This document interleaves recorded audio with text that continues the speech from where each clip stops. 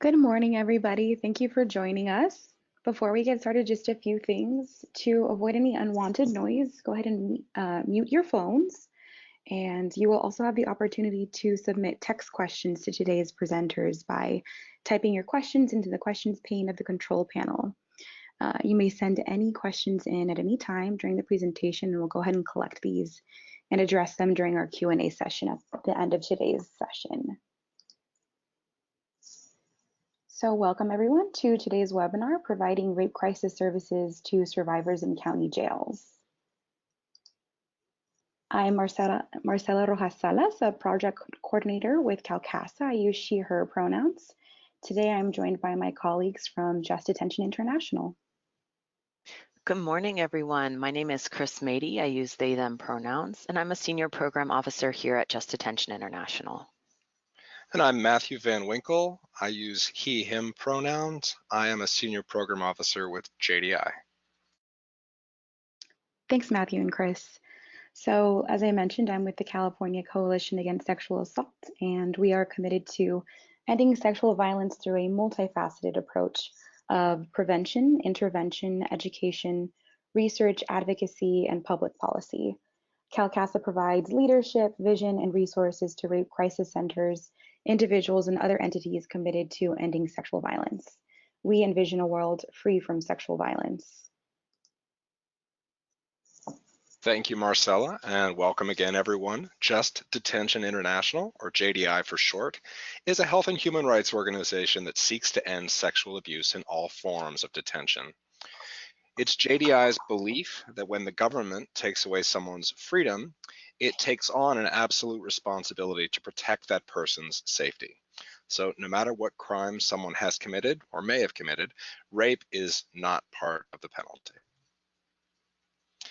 And we would like to begin today with a little polling question.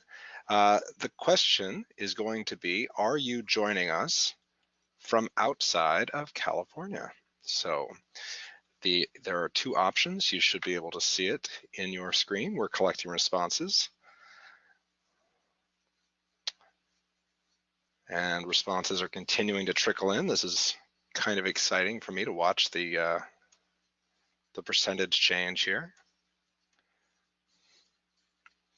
Okay, it looks like most of us are outside of California, but we do still have about 20% of inside California.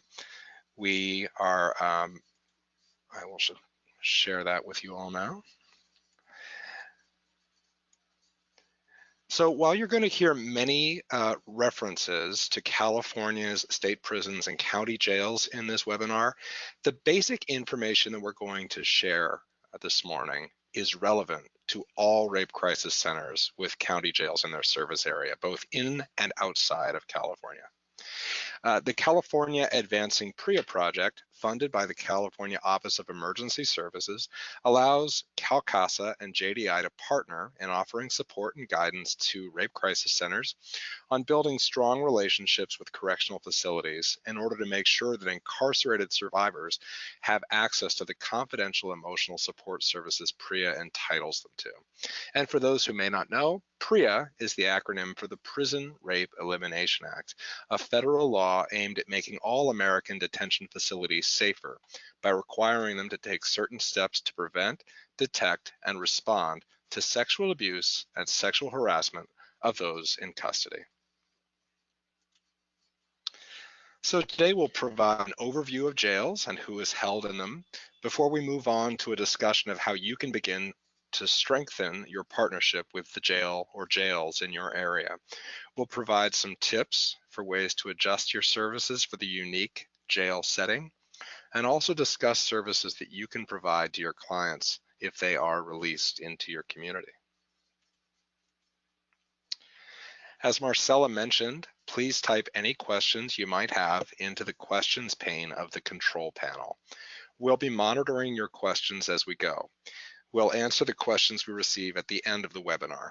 If we don't know the answer to one of your questions, we will follow up with you privately at a later time. And we encourage you to please practice self-care during this webinar. So take deep breaths, stretch, step out as needed. Any activity that will help you take care of yourself today, we support. Thank you so much, Matthew. So before we dive deep into the services that you can provide to survivors within your local jail, we want to review what a jail really is.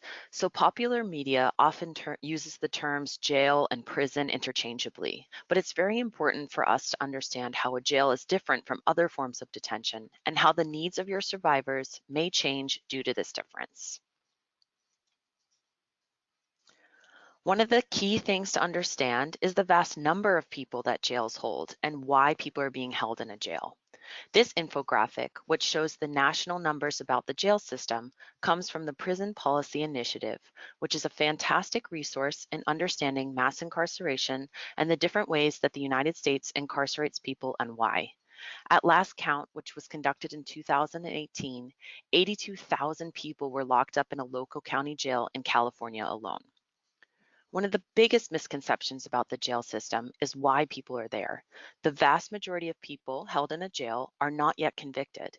This means that no trial or judge has stated that that individual committed a crime, or that person is put in jail as they wait for their case to move forward, as they were not offered a bail as an option, or in most cases, they can't afford a bail amount.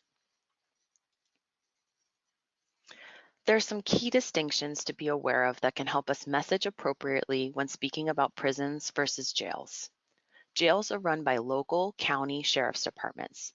This is different from the prison system, which is run either by the state government. In California, these are the CDCR facilities, or the federal government, such as FCI or BOP facilities.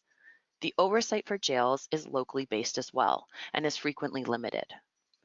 While prisons hold people who have been convicted of a crime, jails generally hold folks who have not been convicted of a crime. This is partially why the length of stay is much shorter in a jail system than in a prison system.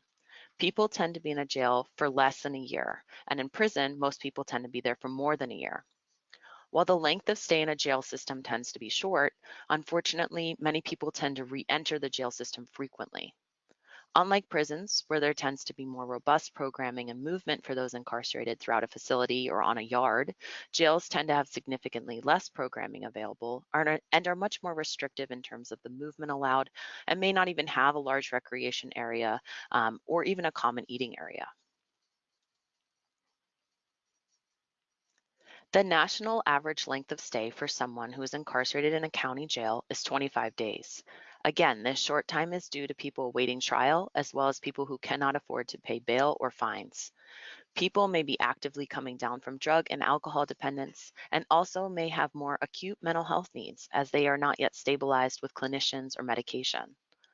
As this timing is short, jails were designed as places for people to be in and out of quickly, which is why things are set up in a much less permanent way than other types of facilities.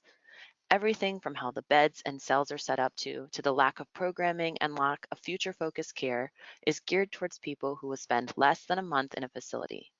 This also means we have to think about how we can alter our services to best meet the needs for folks who may only be in a facility for a short period of time. Again, while that national average length of stay in jail is 25 days, we find that in California, people spend on average a much larger time in the jail system and are there sometimes for years. In 2011, the Supreme Court ruled that due to immense overcrowding, California needed to reduce its prison population. While California was able to reduce the number of people who went to state prison, we found out that many people were now being pushed into the jail system or just being sentenced to their county jail rather than doing any time in the state prison. This has resulted in people being stuck in systems designed for short-term stays for far longer than facilities were designed. For many incarcerated in California jails, this has proven incredibly detrimental to their health and safety. As advocates working in California, this is another piece to the puzzle that's important for us to understand so we can best serve our clients. When we see injustice and safety concerns in our detention facilities and in the way our clients are being treated, we can generally turn to the oversight body for the facility. We can encourage survivors who want to speak out about what they went through or how a facility failed to protect them or failed to follow through with a proper investigation to reach out to the oversight body. For state prisons, this is the ombudsperson, but for local jails, each county has a different system. Some counties have it through their own sheriff's department, others use an inspector general. What we find is that sometimes these systems are not particularly strong. For the one depicted on the slide, for instance, the complaint form actually leads you to nowhere. Where it says to complete the form here, it brings you to an error page. We see similar issues like this throughout our various jails in our state and throughout the country. Some counties, though, do have a very strong oversight system, so it's important to look into what's available for your jail system, as it's a good tool for both you and your survivors. One of the main places where there is some overlap between jails and prisons is that both systems in the US have to comply with the Prea standards. The standards were created to apply to both jail and prison settings and are mandated to be implemented fully. Unfortunately, we have found that many local jails have not really started focusing on Prea in the way that some state systems have. This may be because some jails have fewer inmates and have maybe a lower profile than prisons do and receive less media scrutiny. Whereas all CDCR facilities in California have undergone a Prea audit at least once, the same cannot be said for many of the jails in our state.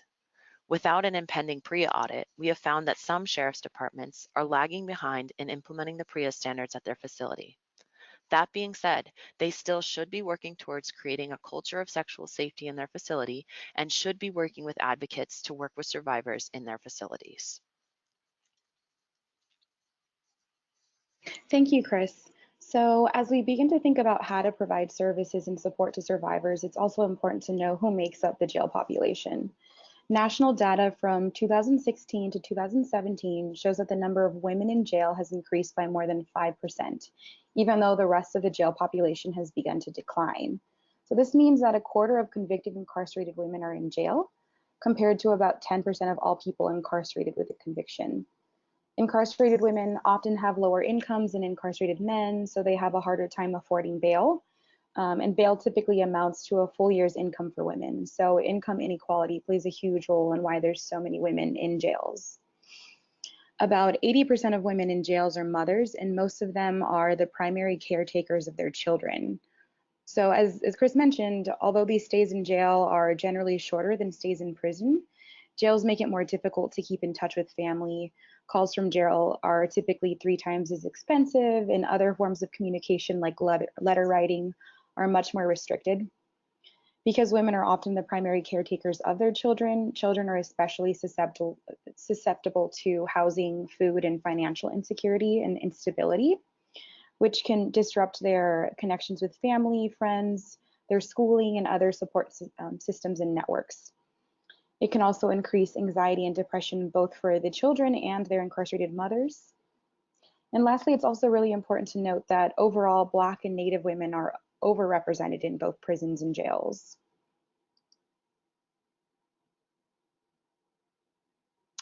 So as mental health treatment facilities have closed or been scaled back, county jails have become sort of the de facto mental health care system for large numbers of individuals in many communities.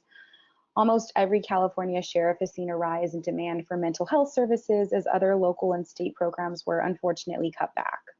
So about 2 million people with mental illness are booked into jails every single year. About 15% of men and 30% of women in jails have a serious mental health condition like schizophrenia, major depression, or bipolar disorder.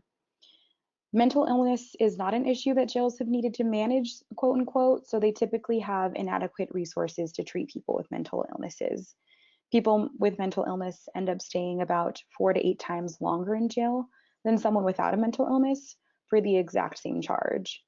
And so their mental health continues to diminish as a result of their incarceration and are often at a higher risk of experiencing sexual harassment and abuse similar to prisons. Instead of receiving the treatment that they need, they're often punished for behavioral issues. We also know that nearly 68% of people in jail overall have a diagnosable substance use disorder compared to 9% of the general population. And an estimated 72% of people with a serious mental illness have a substance use disorder as well. And despite this high need, less than 15% of incarcerated people receive appropriate treatment. Methadone and buprenorphine effectively treat opioid addictions, but many facilities do not offer them, unfortunately. And so, as advocates and people, it's just really important not to stigmatize the use of substances, as this may be one of the only ways that folks are able to cope with their mental illness and/or poverty. So many folks are in and out of jail because they can't afford to receive treatment for mental illness and substance use.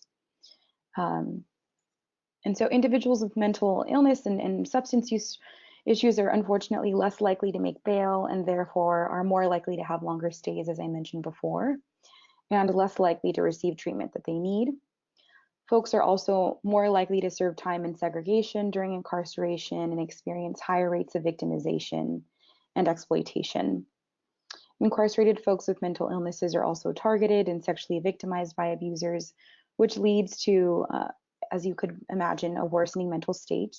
And in many cases, incarcerated folks may have been sexually abused prior to their incarceration, and their trauma responses and coping mechanisms often lead to their incarceration. So next, we're going to share a video from Frank, a survivor of sexual assault in LA County Jail. Frank's story may be pretty difficult to hear. The trauma he suffered is really apparent. So let's go ahead and take a look at what he has to say.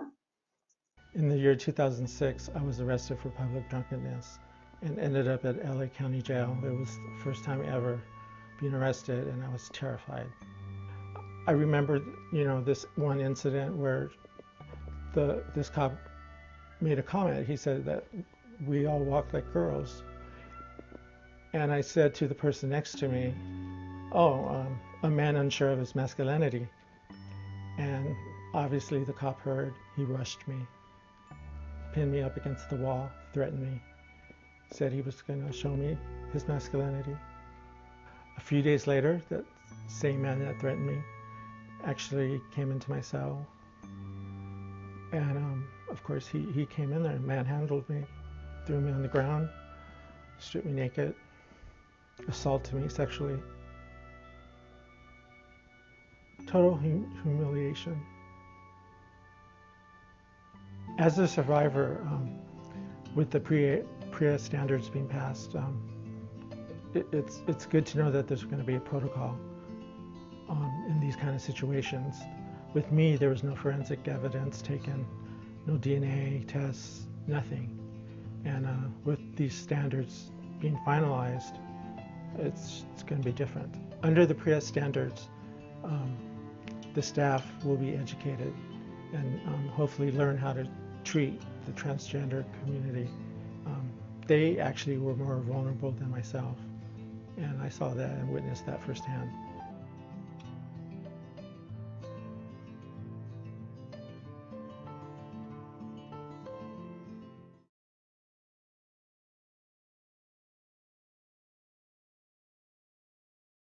So I do see, I believe Diana said that she wasn't able to see the video, or Alejandra, you weren't able to hear it. So Matthew, I wonder if we can send the video to folks. I also see someone asking if there's closed captioning for videos. So let's go, we'll have a conversation about that afterwards and see if we can also have that. Yeah, thanks for keeping us posted on the audio and video. For folks that were able to hear and watch the video, does anyone have any thoughts, or were there things that Frank said which resonated with you? And if so, go ahead and type any comments or questions into the panel.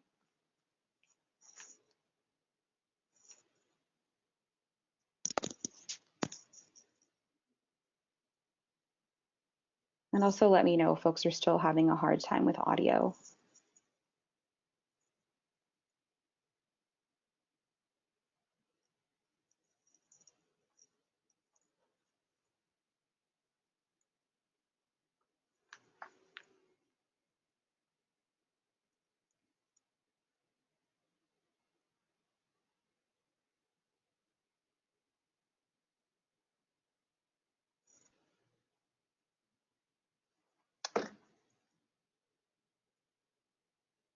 Okay, so it looks like audio's fine from one person.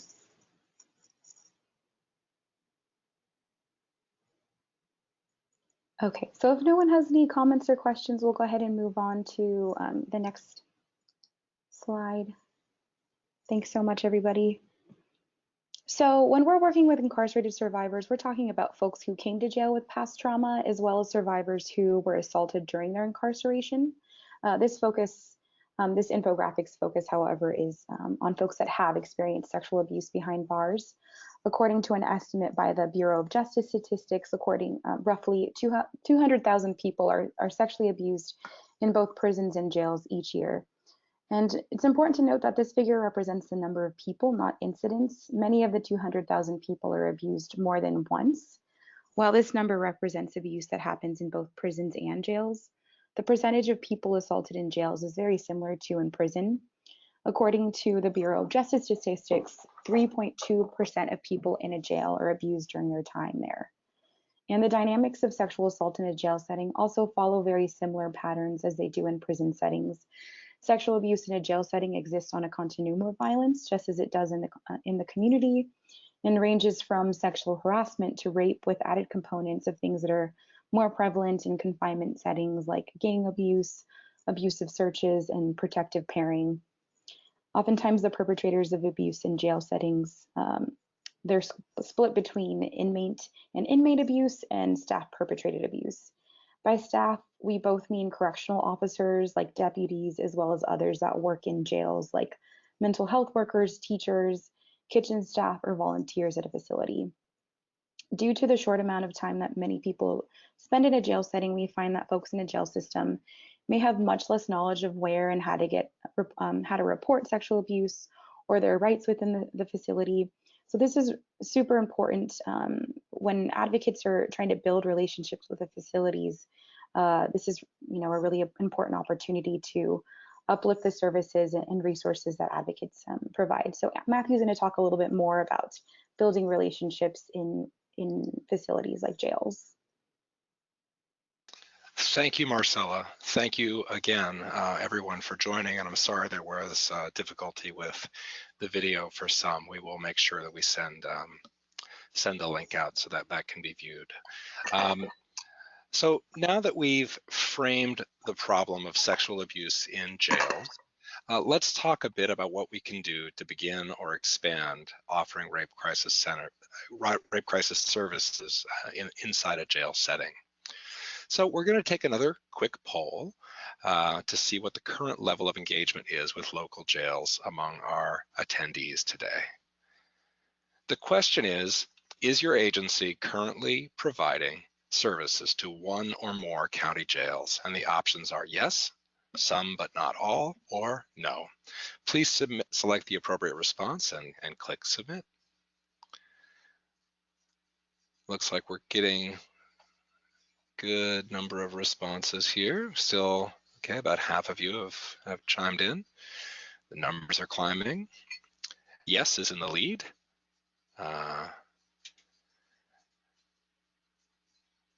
With some but not all in second place, and no, a distant third, happily, which is good.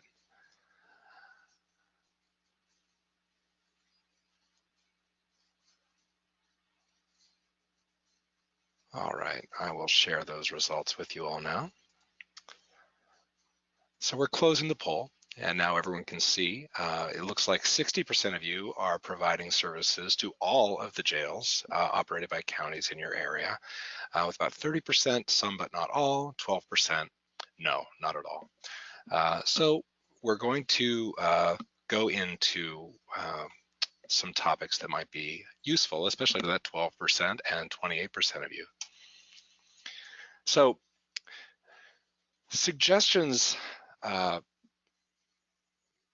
by your agency. I beg your pardon, I lost my place. Let's look at our goals. Some of our goals when it comes to how we wish to partner, how we wish to establish a presence and a platform of services for incarcerated survivors in jails. We want to enter into an operational MOU with your local jail or your county. And that MOU will lay out kind of the menu of services that the jail will facilitate and that you will provide in a confidential manner. These will include, at a minimum, we think, forensic exam accompaniment, which is one of the requirements of Prea, that an advocate from a rape crisis center be offered to someone who's undergoing a forensic exam at either a jail medical site or a hospital site nearby. We would expect that the MOU would have something about phone calls. In the case of California's state prison system, those calls have been made toll-free, non-monitored, non-recorded, and confidential, so that the rape crisis number is programmed into the jail phone system, and that those calls outgoing are treated totally confidentially and not recorded or monitored, and they're free. We would hope that the MOU would also have a plank about written correspondence, and ideally, as with the California state prison system, this is something you can lobby for. You can ask that mailroom staff be trained so that when mail is addressed to your agency or is received from your agency, that those letters are opened in the presence of the recipient and not read. And finally, we would hope that the MOU would include language about the jail facilitating confidential in-person services to survivors from advocates at your agency. These could occur perhaps in one of the rooms that typically would be used for a lawyer visit. And again, this is kind of what our hope is. So we always start where we can. And as we build and develop trust and relationship and establish kind of a rapport, we can ask for more. So there are two things to keep in mind. First, it can be difficult, it can be demoralizing, frustrating, and intimidating to partner with corrections staff. Second, there are definitely survivors of sexual abuse and sexual harassment living in your county jails who need help. And while prisons and jails are mandated to comply with Prea and the standards, committed advocates like yourselves around the country are still ultimately the safety net for survivors in detention when systems fail to keep them safe. Over the past several years, we've seen committed advocates overcome staff distrust and societal bias to bring healing to those whose suffering is all too often invisible to our culture. So imagine that it's tomorrow morning and you're all fired up because you saw this webinar and you're determined to make some inroads in partnering with your local jail. How do you start? Here are some basics. You can take the initiative. You can be the person who offers that first reach out. Pick up the phone, make that email. You're going to want to use a concise and very direct communication style until a rapport is established. Oftentimes, the people charged with Prea compliance at a facility, also known as the Prea Compliance Manager or PCM, that is not their only job. So in order to kind of break through with them, you have to be your ask needs to be simple and direct, something that they can understand at once and reply to at once. It would be good if you acquire more knowledge of the Prea standards and are able to refer to those standards in your communication, specifically those that have to do with confidential emotional support services, the piece that you hold. And you'll want to remember, keep this in your mind, that your agency is in a unique position to help jails be compliant with the Prea law. And there's no one way that we can give you, no surefire list of things to do that will work at any given facilities to help you identify your allies there, strengthen your partnership, and begin to expand services. But we do know that there is a right way for each rape crisis center and each jail. You just have to find it. It can take some time and some experimentation, but we can give you some pointers as to where to begin your journey here.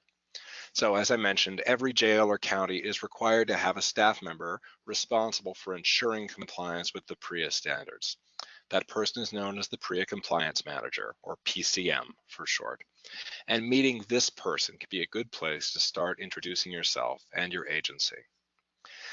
Developing a sustainable relationship between the jail and your agency will rely on more than successful person-to-person connections, however. It's going to require regular contact via email, phone, and in-person meetings, and should extend beyond the PCM to different staff at each facility. Something that you can do is arrange to meet with staff at your facility to talk about what you have to offer and how it will ultimately make their jobs easier. The stronger rapport you can build with your allies and the more people you have on your team, the better you can reach survivors and provide services. You can also invite jail staff to upcoming events at your agency, community events, or events to recognize local leaders. You may want to recognize the efforts of correction staff that you identify as working hard to ensure the safety and dignity of the people in their care. So, Prea audits.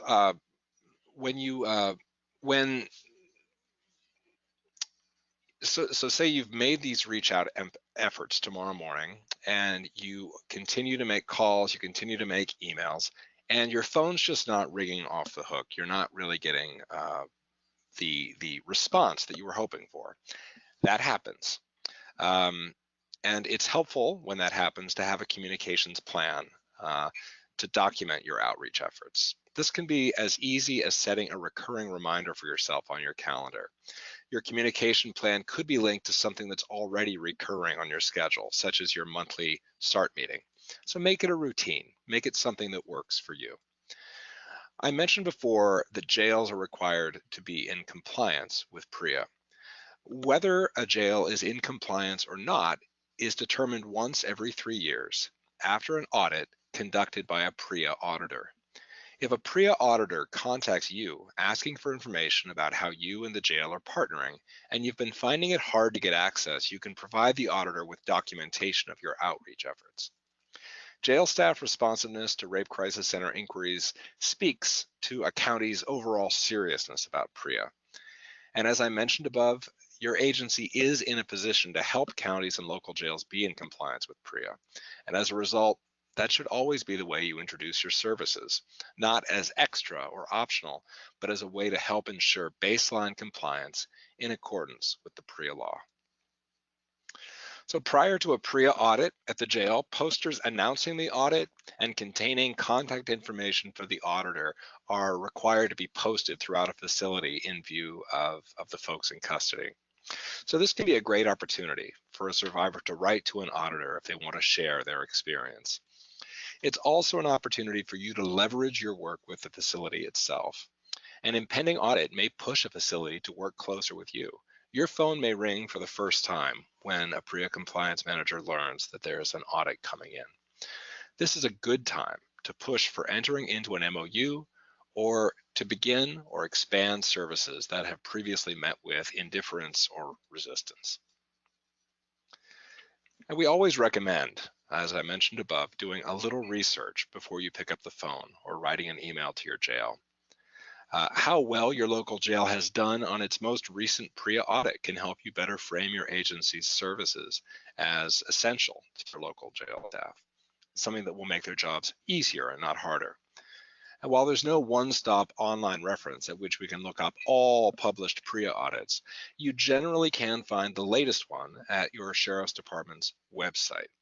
We encourage you to find any available audits for your local facility and read them. A facility is judged on whether it exceeds, meets, or does not meet each standard. And once you've done your research and are prepared to frame your agency's services to your local jail as a free way for them to move towards Prea compliance, the next fundamental step is to get in there for a tour. Nothing is as beneficial to understanding what your incarcerated clients' needs are and the barriers that they face in their healing than to enter the jail where they're held and see the environment firsthand. It can be helpful to have your agency's leadership present for the tour to facilitate conversations and to speak with more authority about your agency's capacity to work in detention, how often you can have staff present, etc. Having leadership along for the tour can also increase the likelihood that you'll meet higher ranking staff at the jail. And it's a good idea to invite along any new staff at your agency or staff who previously were not working with incarcerated survivors, but now are planning to do so. This will help provide them with a base knowledge of their clients' daily reality.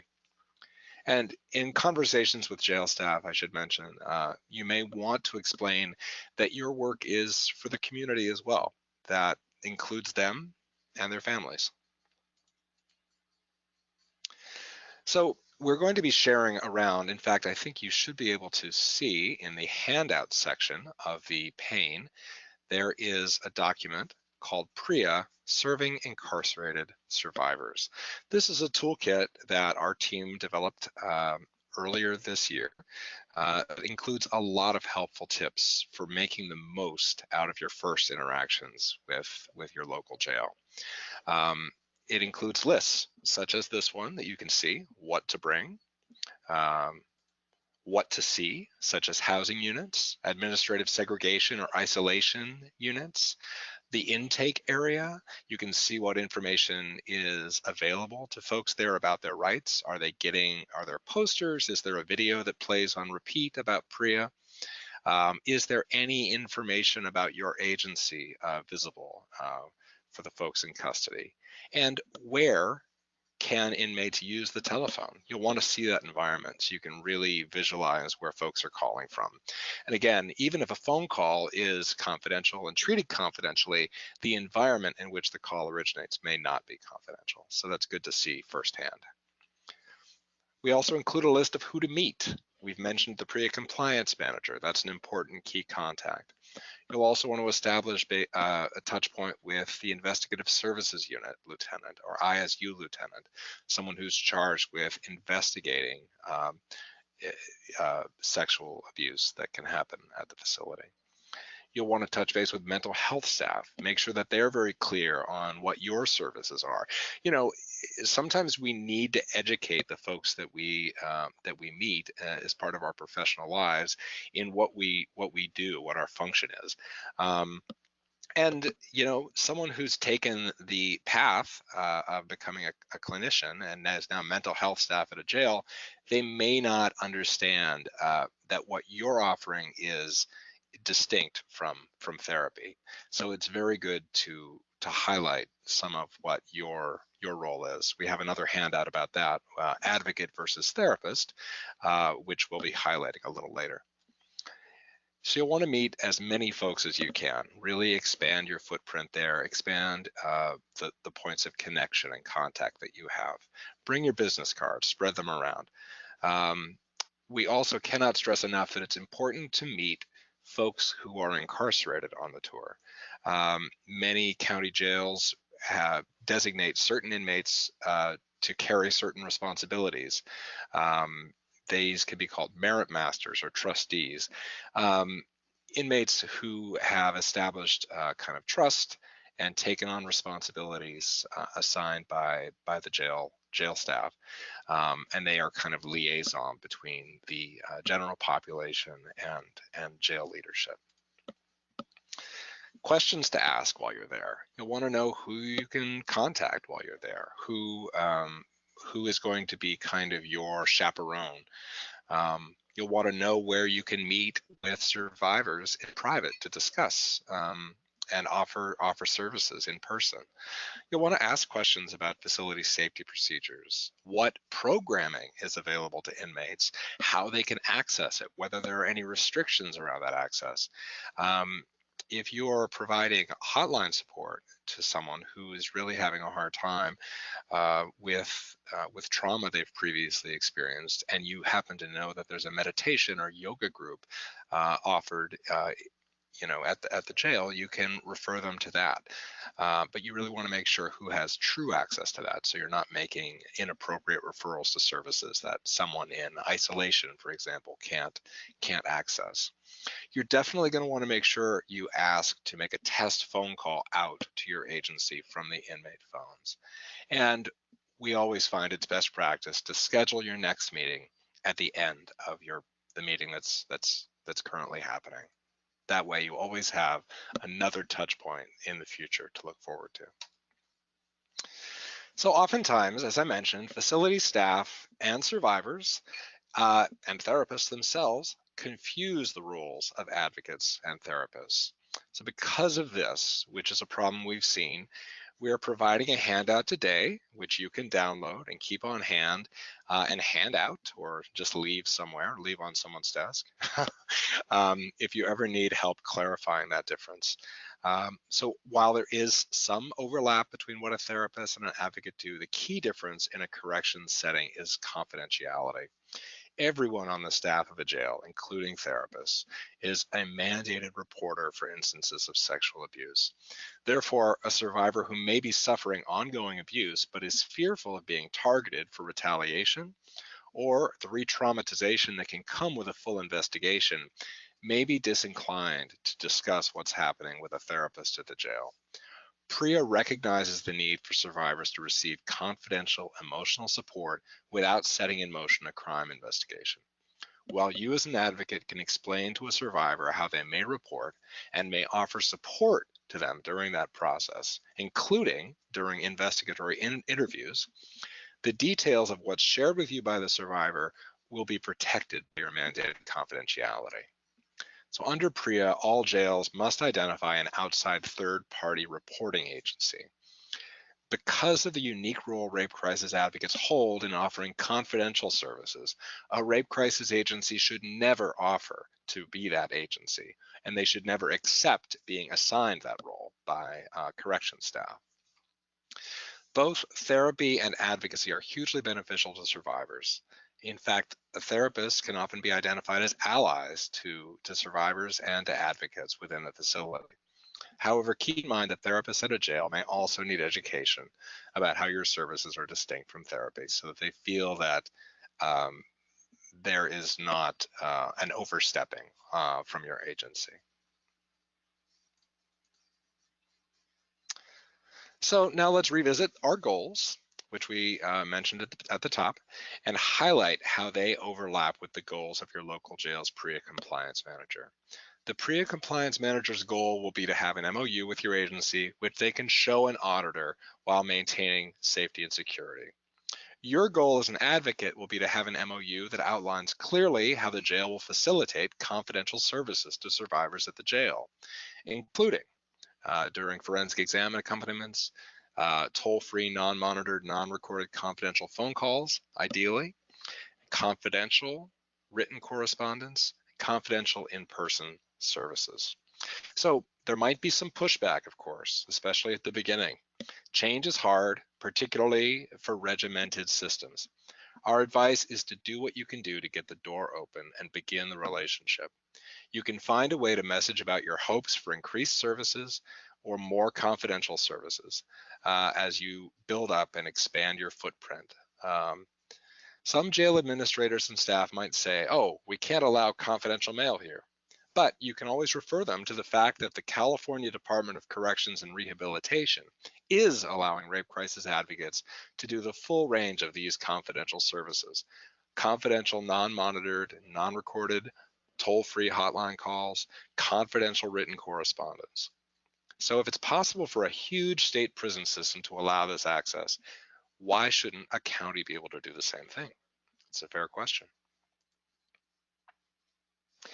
Thank you so much, Matthew. And we know it's not only vital to have a solid relationship with our jail facility, but also when we start thinking about the skills and practices we have, we need to fit them to survivors who are in our jail. So even if you're already providing services to incarcerated survivors at your local prison, there are some ways you want to consider altering your services to best meet the needs of those in your county jail. So when you're at a forensic exam, on the phone with a client, working with them in person, writing them a letter, we frequently help survivors come up with a safety plan and offer coping skills. This is why adapting both our safety planning and coping skills to fit a detention setting is so vital. Given that resources are limited within a detention setting and that trauma reactions may be heightened for someone who is incarcerated, the safety planning and coping skills we offer have to look different than the skills and plans we offer to folks in the community. Whereas in the community, we might help a survivor come up with a plan to avoid a perpetrator, this might not be possible in a jail, as a survivor has little or no control over their own movement within a facility. Also, perhaps reporting a perpetrator may not be a safe option for a survivor, especially if that perpetrator is staff or gang member. This is similar to someone in the community who maybe going to the police may be more harmful than helpful. And knowing this, we have to be creative and specific with someone's safety plan and make sure that it fits with their situation and their jail setting. While in the community, we generally provide strong referrals to outside organizations, this also might not be possible for someone within a jail, as they have little or no access to making outgoing calls or to search for things on the internet. We caution you to provide referrals only to places that have knowledge and the ability to work with folks in facilities so that you're not giving empty referrals to places that cannot or will not work with someone who's in a jail. This is why offering coping skills can be so important, as it may be the only tangible thing you are able to offer. Coping skills like mindfulness and journaling can be good things to offer up to survivors, as they do not require additional materials and can be done in most environments. Not only do we have to account for our skills being altered to the detention setting, but we also have to think about what the jail spaces are actually like.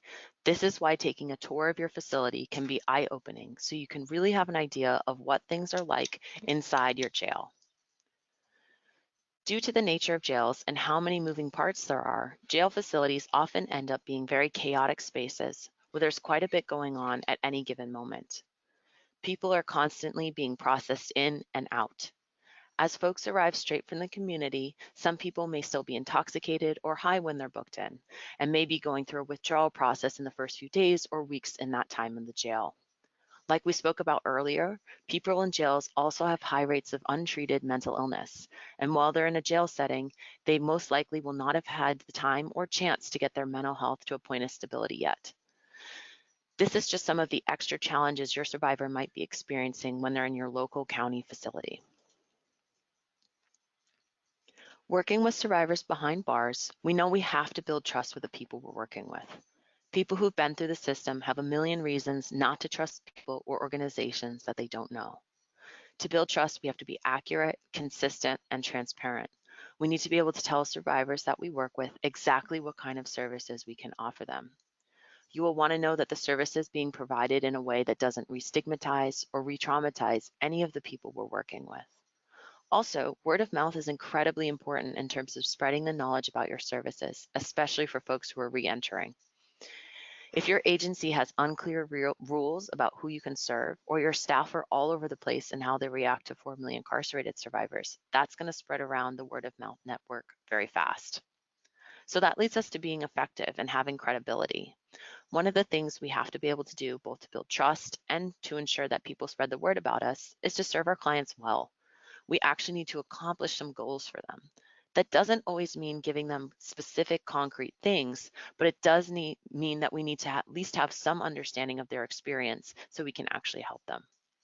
It's very important for us to have jail knowledge about what it's like to be incarcerated in that particular facility. It's also vital to have information about local reentry things, such as what are they going to come home to in this area? What are the major barriers for them to successfully reintegrate into the community, which we'll touch upon later in this presentation. We'll also want to have some knowledge of the criminal legal justice system and what is it like to be on parole and probation? And how can your agency ensure that the work you're doing doesn't violate or compromise someone's parole conditions? Finally, we have to have safety knowledge. So what are the common safety concerns of survivors in your facility? Sometimes these are emotional and mental, but other times they're more general. So things like, where is a dangerous territory for them? Who can they reach out to help? These are some of the factors we want to consider before we dive into the services for our local jails. Once we start diving into those services, as Matthew mentioned, one of those core services is forensic exam accompaniment.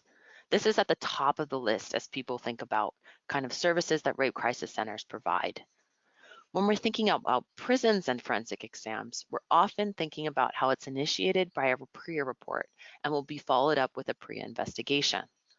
While that absolutely might be the case for someone in a jail setting, we also see a good number of people who experience sexual assault prior to arrest and entering the jail. We see that many folks are arrested after an assault in the community due to the trauma reactions that they had immediately following the abuse, such as drug use or public intoxication. Once arrested and booked, sometimes this person may disclose their assault to the jail. Once that disclosure is made, even if the assault occurred in the community, jail staff should arrange for that survivor to have a sexual assault forensic exam if the assault occurred within the last 120 hours. It is important to work with your county jail to make sure that you are also called when this happens so that you can accompany the survivor to the exam. This is if you're not already automatically called by your hospital or forensic nurses. One way to make sure that you receive this call is working with your facility on their coordinated response plan and including a call out to you as the Rape Crisis Center as part of this protocol. Just like for survivors in the community, the police department in the jurisdiction where the assault took place would handle the investigation of the assault, take evidence from the kit, and perform interviews. This is different than if the assault took place within the jail itself. If the assault took place in the jail, there are special investigators through most departments that handle sexual abuse cases, and it would be treated as a report of sexual abuse and follow the guidelines set out by Prea. As advocates at an exam, you will need to have an understanding of how the investigation process works for both so that you can explain this to a survivor. Just like when survivors from a prison are taken to a forensic exam, survivors who are currently in jail will be transported by 2 or more officers, one of whom will most likely be in the room for the entirety of the exam. Survivors from jails will also likely be in some sort of handcuffs or shackles that only officers can decide if they are removed or not. Remember that all survivors can choose which parts of the exam they wish to do, and they are in control of this process. You are there to help them and support them through this difficult exam. The exam is a time where you can build a strong rapport with your survivor. It will be important to have a strong understanding of what services are available both within the jail and in the community so that you can help connect them to follow-up care after the exam, no matter where they go next. Hotline calls ideally should be set up as free, confidential, non-recorded, and unmonitored. While, as Matthew mentioned, this has been set up for all CDCR prisons, this is not the case for all county jails and their local crisis centers. For those who have not been able to set this up yet, it can be a great way for you to allow survivors to have access to your crisis line. It can be very important when setting up these services that you're making them as accessible as possible. Calls made to your center should be free and advertised as such, as phone calls from jails are often at an incredibly high cost. It is also important to think about confidentiality. If possible, calls made to your hotline from a jail should not be monitored or recorded, and making those calls, they shouldn't have to enter a personalized PIN to initiate the call. Depending on your relationship with the facility, you may be able to set up individualized scheduled phone calls in a more private setting for survivors that do not feel comfortable or are not able to use a general phone call. This can be nice if you have not been able to set up in-person services yet, but you still want to provide follow-up care for clients who, for example, may have had a recent forensic exam. When advertising your hotline, it's important to make sure your line is seen as separate from the facility's reporting mechanisms. The goal is for your agency to provide emotional support and advocacy to survivors and not to act as a third-party Prea reporting agency. And you will want to be clear about this in any advertisement you do at the facility.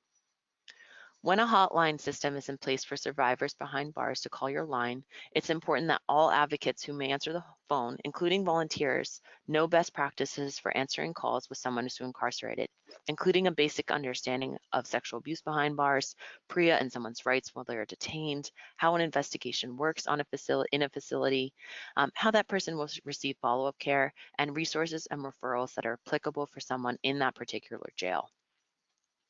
The California Advancing Prea team has developed slides and a corresponding facilitator's guide that can be found on Calcasa's website, as well as in the handout section in this webinar, that we encourage you to use and adapt to your agency and facility to help train advocates on these different topics. Due to the fast turnaround time of folks in jails, it is vital to make sure your services are provided in a timely manner. When we talk about services to incarcerated survivors, many people think of letter writing as the way that most people in a prison communicate with the outside world. While it is true that many people in jail also use letters to communicate, it is used far less than in a prison system. Although that being said, it is good to have a variety of ways for a survivor to reach you, and setting up a letter correspondence program at your local county jail can be helpful. You'll want to make sure that letters are treated in the same way as legal mail, and this should be outlined in an MOU, as well as in training for staff that work in the mailroom of the facility. When doing letter writing with folks in jail, it's important to note that by the time a letter gets to you and you write back, that person may already be out of custody, which is why it's doubly important for you to respond as soon as you receive a letter. As with any letter from someone who is incarcerated, you should always check to see where that person is currently housed using the online search for your sheriff's system to make sure you're sending response to the correct jail. You want to be sure to respond to any questions that survivor may have had, offer emotional support, and connect them to other services that your agency may provide to survivors within the facility they're housed in. In thinking about the timing of your services, you'll also want to make sure that if you offer in-person services, that they are scheduled as quickly as possible, especially if that person is scheduled to be released or has an upcoming court date.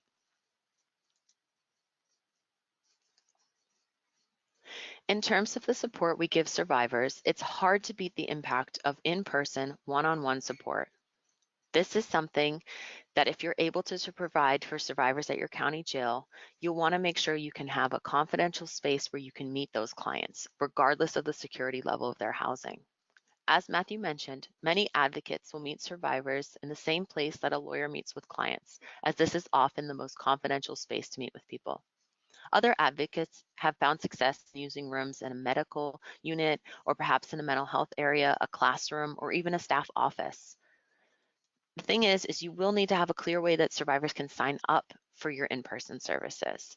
So a good place to start is a self-referral through your hotline, a letter, or at the forensic exam. If this is the case, you'll need to make sure you get the survivor's permission, and best practice is to also get a release of information for you to see them in person and to work with the facility to help set this up. You can also create a referral process for those who disclose at intake at the facility and with mental health at the facility.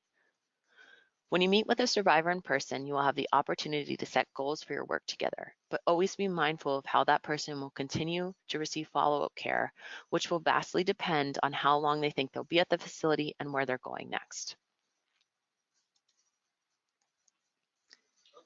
Groups can be a very exciting thing to offer in a detention setting. Groups offered to people in jails run the spectrum from prevention-based groups to support groups and psychoeducational groups to art-based healing groups. It is all dependent on the needs of the people within your local county jail and how receptive the facility is to you providing those groups. You'll have to be strategic on how people will physically get to your group and who is able to attend. Can people from different housing units attend? Can it only be offered on one floor? What materials are you allowed to bring in? These are some of the logistics that you will need to work closely with your facility on. Groups should be offered and applicable to people of all genders. We have seen a tendency to offer things like art-based groups only to women, but men can benefit from these types of groups as well. It's just important to be mindful in how we message our services and groups so that they are applicable to anyone who may be in need of them. As you are in a jail setting, you will also want to weigh the option of doing open versus closed groups. Closed groups have the benefit of creating consistency and the ability for folks to build more trust, but can be difficult in a jail where many of your participants may leave after only being able to attend 1 or 2 sessions. Some centers have offered closed-style groups within a jail only to participants who know that they will be at a facility for 6 months or more.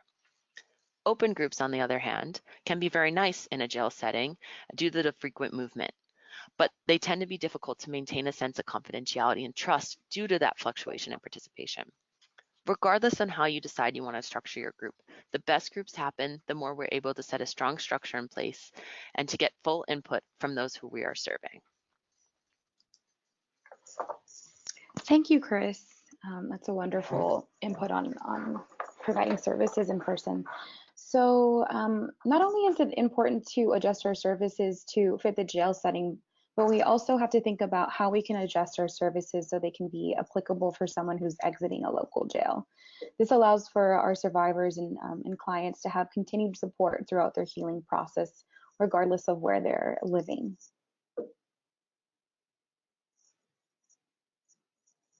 So when leaving a county jail, there are several places that your client can go. Folks that are convicted while they're in jail may be sentenced to a state prison. People who are detained for immigration reasons may be transferred to an ICE detention facility while they await possible deportation. A large percentage of people go from jail right back into the community. For those that go back into the community directly from jail, they may be on parole and they may be part of a halfway house or other programs that are based on the outside. Following court, your client will have a good idea of which of these options is where they'll be going.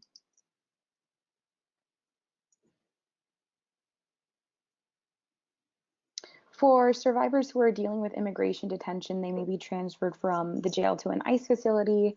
There are several ICE facilities throughout the state as well as in other states, and your client may be transferred to one of those facilities. If you know where your client will be transferred, it can be helpful to determine what RCC may be serving that facility, the facility that they'll be transferred to, and try to go ahead and set up some continual services for them through that RCC with our permission, if that's something that they're interested in.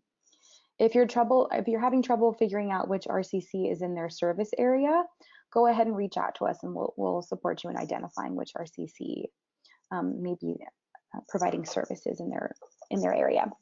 This is, particularly important because folks are often detained in a city that's really far away from their family, their friends, and their community. So for clients who are sentenced to time in a state prison from jail, they'll be transferred to a CDCR facility from the jail. Although there are 35 CDCR prisons, there are 2 intake facilities where it's likely that your client will go to first before being placed in a more long-term housing. These intake facilities are Wasco State Prison for men and Central California Women's Facility for women, but they will only be there for a short time until they're assigned to a different facility. People incarcerated in the CDCR system are often transferred, sometimes multiple times a year, from one facility to another, and transfer decisions are not made by the person who's incarcerated and sometimes not made for any apparent reason. Regardless of what CDCR facility your client ends up at, RCC services are set up at all CDCR state facilities. If you know which facility your client will be at, you can make sure that they have the information to contact the RCC. You may also want to complete a release of information so that client can receive continual care from the center that works with the facility, where they'll be housed, and go ahead and provide a warm handoff to the RCC and the survivor. So the vast majority of people end up going from jail into the community, and there's a lot that a person is forced to navigate that's important for us as advocates to understand so that we can really be there for our clients as they prepare to enter the community again. During this time, we can continue to provide them with support navigating systems like housing, education, employment, and public assistance. As many of us know, access to stable and affordable housing can help them get back on their feet, prevent recidivism, and continue to heal from trauma and abuse. Something important to note is that in November 2015, Housing and Urban Development, also known as HUD, released a notice that excludes the use of arrest records in housing decisions for public housing agencies and owners of federally assisted housing. So to be clear, these guidelines make it clear for landlords that they cannot use arrests, which often, as we mentioned, do not lead to convictions, to disqualify applicants, and must consider the nature and severity of convictions when they are evaluating rental applications and prove that any exclusions are justified. So because jails are short-term and do not offer educational programs, or rarely do, advocates could familiarize themselves with services available in their area related to connecting formerly incarcerated folks to higher education or finishing their GED. We also recognize that some communities may have limited resources that connect folks to community colleges or four-year universities. Oftentimes, more rural areas tend to have less resources that are specifically catered to working with formerly incarcerated folks, which is unfortunate.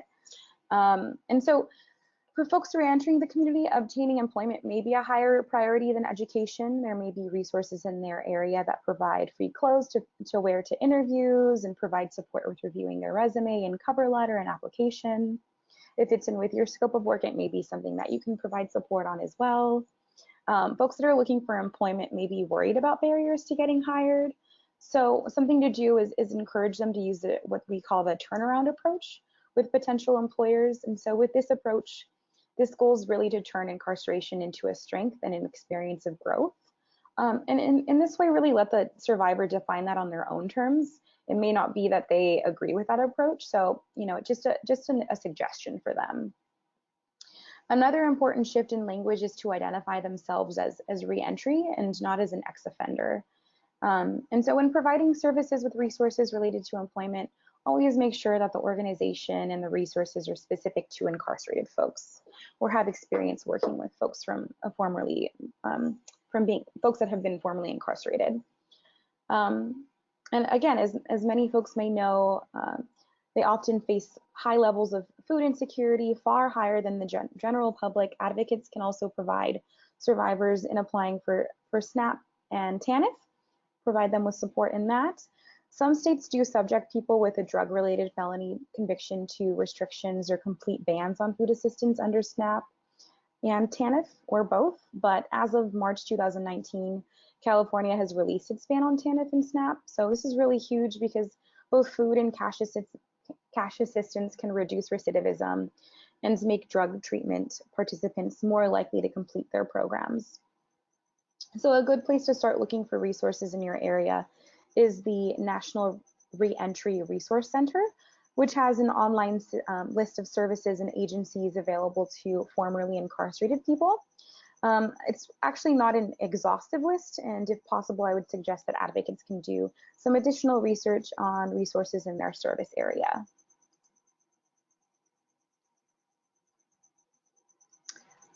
So another important part of supporting incarcerated survivors once they're in the community is support with navigating the healthcare system. Many formerly incarcerated folks did not participate in any sort of preventative care as adults before their incarceration. And oftentimes they even report using the emergency department as their primary source of care. So as many as 90% of justice-involved people lack health insurance at the time of their release from incarceration.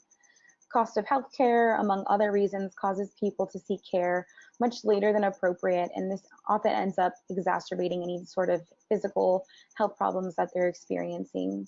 So with that being said, supporting survivors in obtaining coverage and scheduling an appointment with a physician as soon as possible following their release can be a part of their healing process.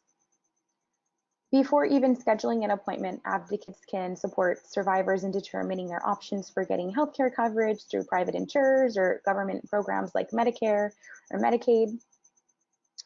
For example, explaining the basics of health insurance, including the costs associated with healthcare services under different plans like premiums, out-of-pocket costs, deductibles, and co-insurance can be really important for anyone who's navigating the healthcare system for the first time. Every year there's actually a relatively short time when someone could purchase a covered California health plan. And this period is usually called open enrollment and occurs between November and January. But if someone was previously or released from prison or jail in the last 60 days, they could enroll in a health plan at any time post their 60 days, or sorry, during those 60 days. Another thing to note too is sharing alternative options like community health centers or other healthcare providers that might have experience caring for formerly incarcerated folks can be helpful. This may also be an option for survivors that are distrustful of Western medicine or mainstream medicine. And last but not least, access to mental health resources can also can make a big difference in a survivor's health healing process. So finding mental health resources is also really critical. Mental health treatment centers can be found at findtreatment.samhsa.gov, the link that you see over here on the slide. So another important part of re-entering into the community is rebuilding and reestablishing relationships and identifying support systems. Advocates can consider discussing the survivor support system. Go ahead and identify family and friends that could be part of their emotional, physical, and financial safety plan in order to build the survivor's confidence and really empower the survivor. So for all survivors, and especially those who are still building up their support system, I think practicing healthy coping mechanisms can be useful. Survivors may be returning to a fractured family or substance use as a coping mechanism for an array of reasons. So it's really important to uplift rather than shame survivors for going back to coping mechanisms that may be deemed as unhealthy. Providing support and replacing those past coping mechanisms with alternative outlets can really be created collaboratively. So survivors of sexual assault may also be survivors of domestic violence, of interpersonal violence. We know folks that have experienced abuse and trauma often are more likely to experience sexual assault in detention. And because housing and employment can be challenging to access upon re-entering the community, survivors may return to an abusive partner for an array of reasons, including homelessness and housing instability. So it's really important to remain non-judgmental and provide some additional housing options. And in the meantime, while the survivor is looking for alternative housing, you may also support with the creation of a safety plan. And so this safety plan should ideally reduce negative consequences of certain survival and coping mechanisms, including but not limited to returning to one's abuser, irregular eating and sleeping patterns, alcohol and drug use, and survival sex work. And so this sort of harm reduction does not mean that anything goes. The role of the advocate should really be to support in removing the harm rather than telling the survivor what coping mechanism they should be using.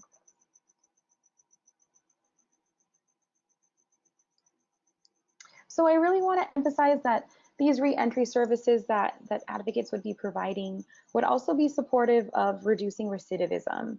And even for those communities that are in rural areas or have less resources and services related to re-entry services, the resources, and the emotional support that you're providing survivors with regards to sexual abuse and healing can also reduce their chances of returning to prison and jail.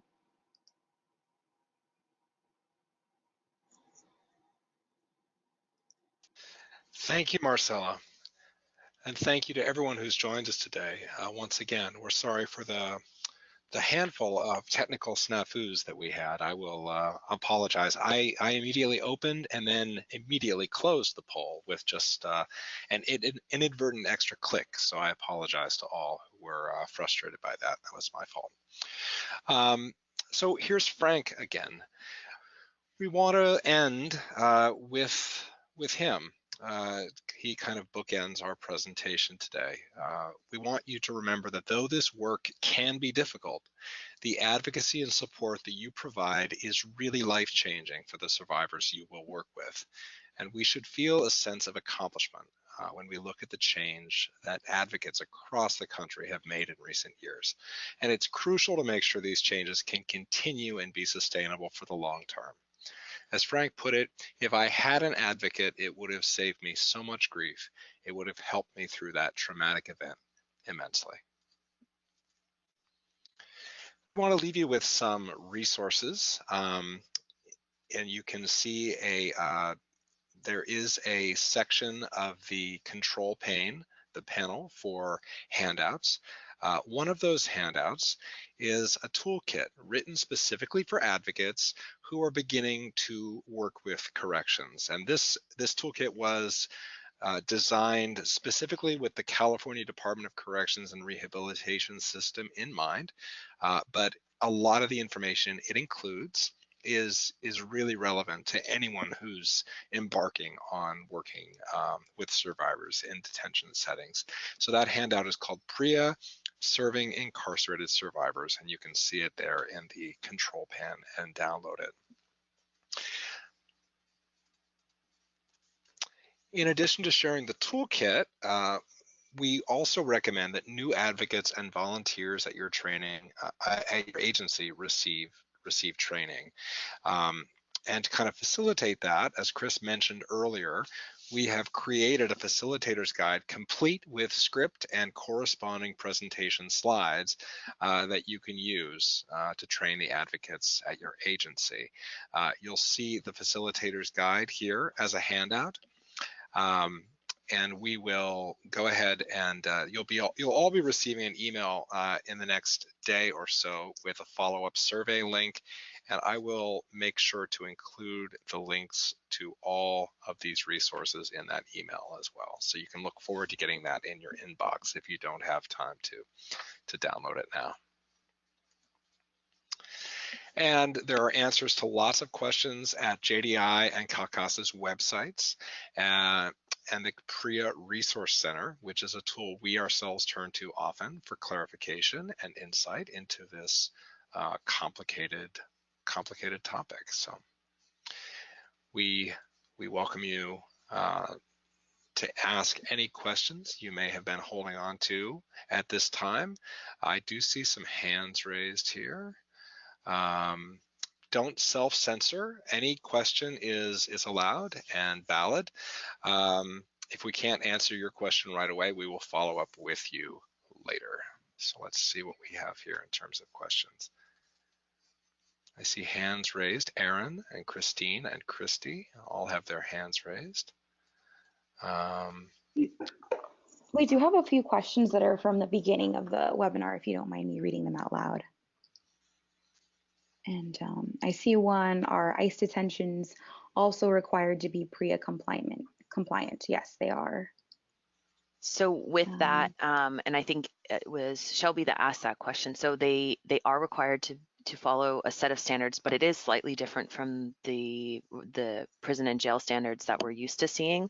So it's specific from the Department of Homeland Security. But I have included a link here if anyone wants to check that out. So it's very, very similar, but slightly different from the prison and jail Prea standards, again, that we're used to. But they still have to comply with something that is that promotes sexual safety within the facility.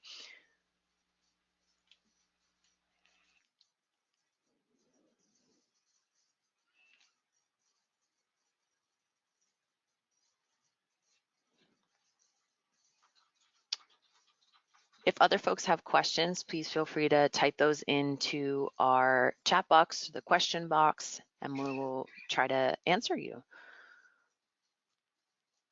We had a lot of questions about if this call is recorded and if there's information going out. As Matthew mentioned, we will be sending out a copy of these slides, and the recording will be available on Calcasa's website also.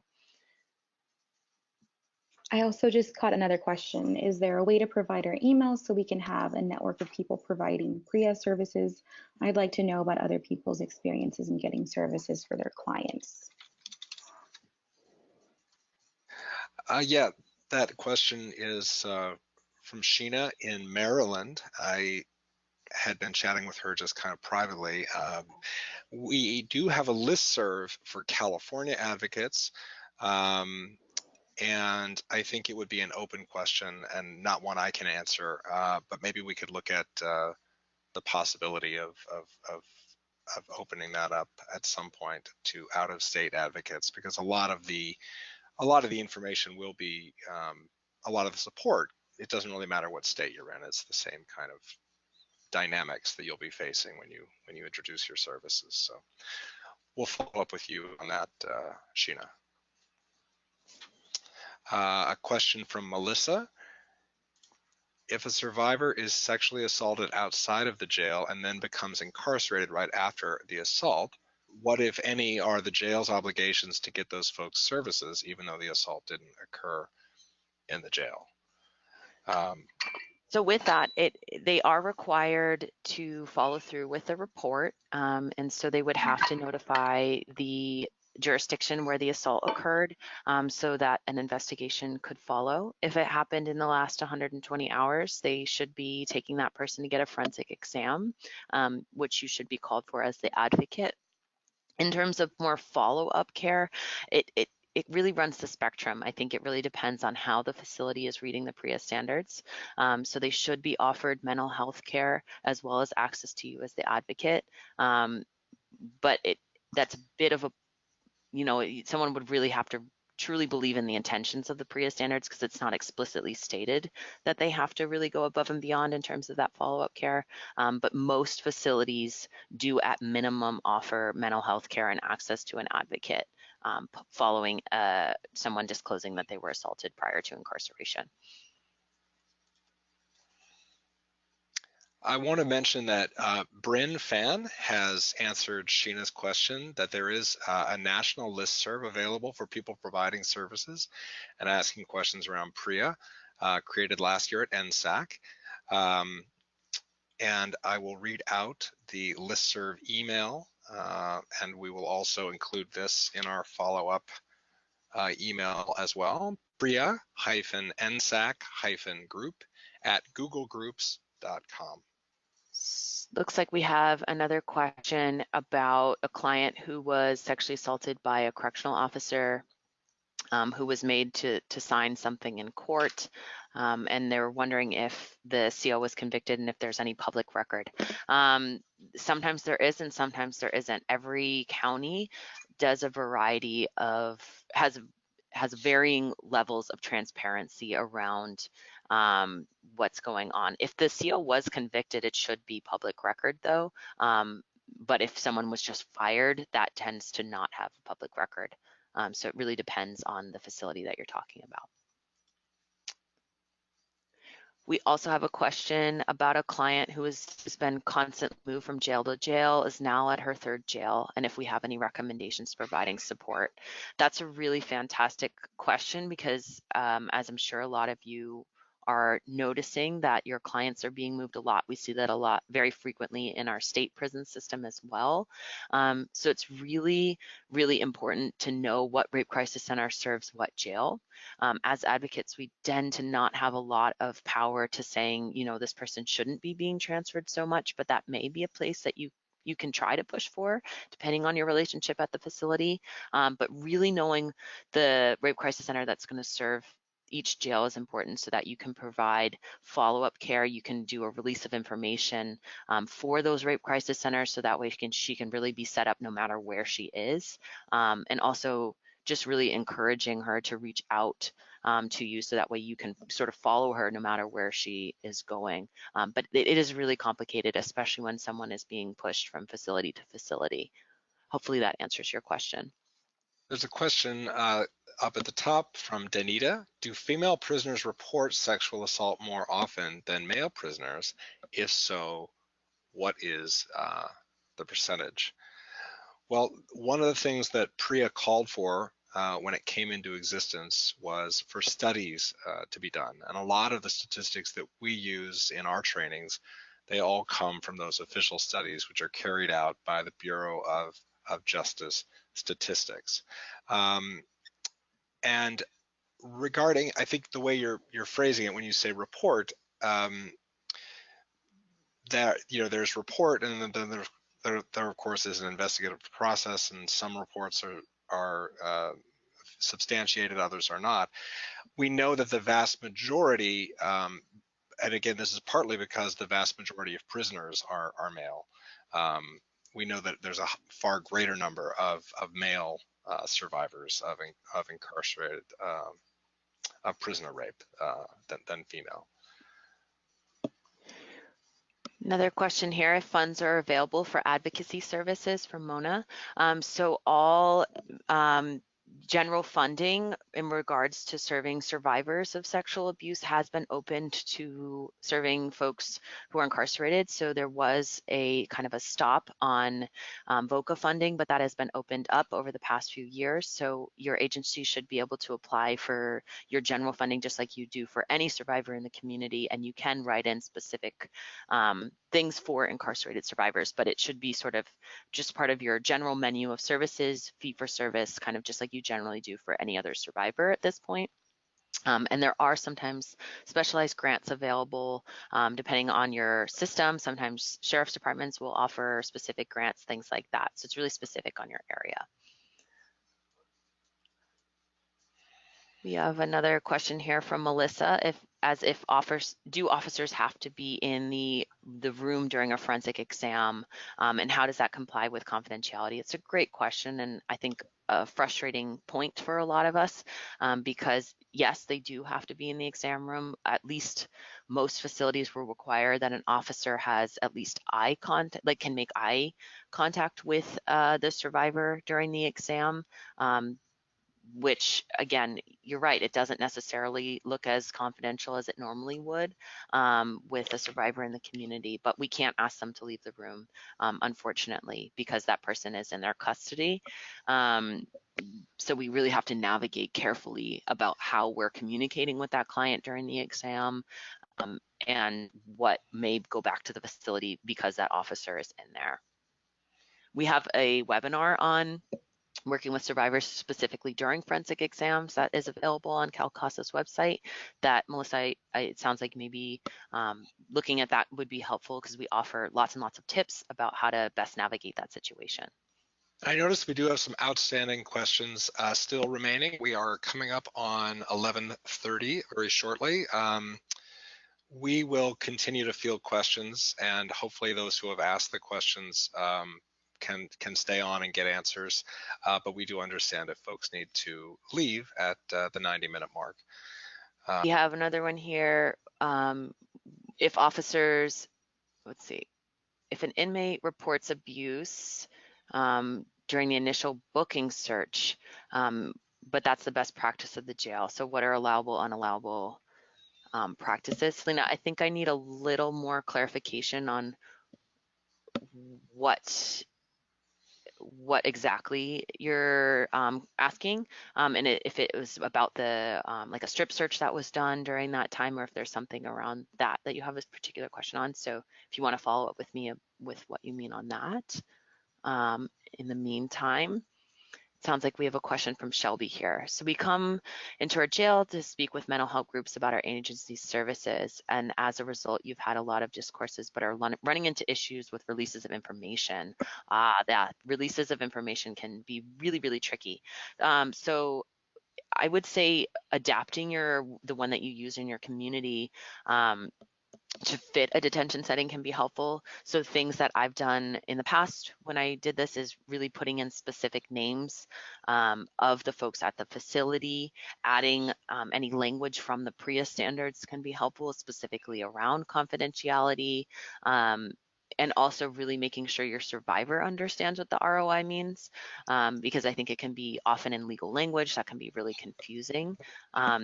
We do have an ROI that we have used as an example, and we can pass that to you, Shelby, if you want to email one of us here. I'm happy to share that with you. Another question here from Catherine. If someone is assaulted prior to incarceration, if the jail is responsible to provide follow-up medical care, such as that follow-up check, HIV, preventative medication, things like that.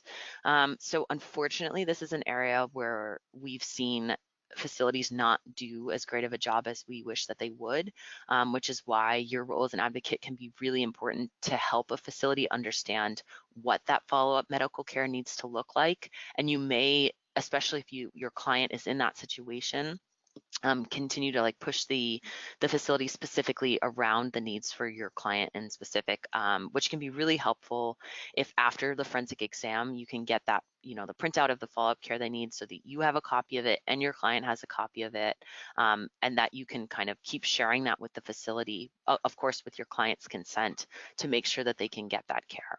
I have found that things like HIV prophylactic medication is not offered at facilities because of the high cost of it, and also every state has very different regulations about that, again, due to the cost. So you would have to check in with your facility and with what your state regulations are around that as well. But really following up for your survivor on that can be very, very helpful. Oh, great. It looks like you have an organization there that provides it for free. That's fantastic. So maybe even trying to get a collaboration between that organization and your facility could be helpful if they don't already have that. Okay. It looks like, Selena, you are following up with me about that, about the strip search you were talking about. Yeah. So unfortunately for strip searches, there are some sort of best practices, but there often aren't kind of specific regulations on exactly how those strip searches are supposed to be done. If you find, most of the time, I will say that strip searches are a standard part of being in detention. So it actually does surprise me that this particular survivor hadn't experienced it in other jails, because we find that it's actually pretty common and is done in most places. But there is definitely an appropriate way to do it and an inappropriate way to do it. If you're finding you have reports of survivors that are saying, hey, we're having the strip searches that are happening here are weird, or officers are making comments during them and it becomes a pattern, definitely something to document, and that is reportable if they feel like it toes the line of it being sexual abuse. That would definitely be a Prea report that person could make. All right, I think we answered the questions that I can see here. If other folks have more questions, you can always reach out to us. Again, you can reach us at advocate@justattention.org or prea@calcasa.org. We're always here to help advocates who are doing this work. We want to make sure you can reach your survivors, and if you have particular questions on partnering with your facility or on how to best serve your survivor, we're always here to help troubleshoot some of those questions that you have. So always reach out to us if you need anything. We want to be helpful as possible. Yeah, thank you all for your great questions. And as always, we would love to hear your feedback on this training. You'll be receiving an email with a link to a short survey, and we'll be super grateful if you would take some time to complete it and let us know how we can improve, what we did right. It takes about 2 minutes to complete. So thank you for helping us refine our work. And so this will also include today's webinar. Folks have mentioned if there'll be a recording, there will be. So thanks so much for joining us. Thank you for your time. And hopefully we'll see you at the next webinar. Have a good day, everybody.